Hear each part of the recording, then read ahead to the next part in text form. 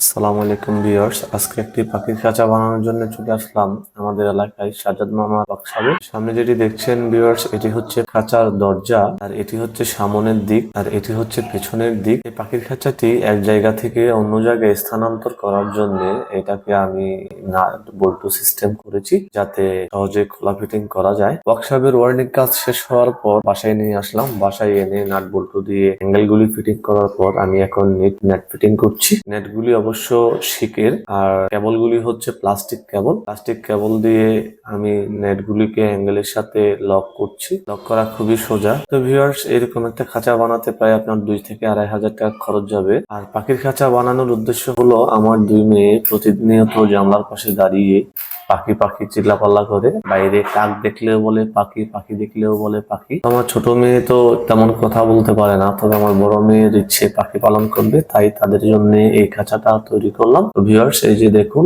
খাঁচাটি সম্পূর্ণ হয়েছে। তো এই খাঁচাটিতে আমি আরেকটু আর্কিটেকচার করব, যেমন নিচের অংশটার মধ্যে আমি একটা প্লেন সিট দিব, 2 পাশে হাড়ি বাঁধতে হবে, এরপর পাখি কিনে আনতে হবে। তো ভিউয়ার্স, আজকে ভিডিওটা এই পর্যন্তই। দেখা হবে আরো একটি নতুন ভিডিওতে। ভালো থাকবেন সবাই। আল্লাহ হাফেজ।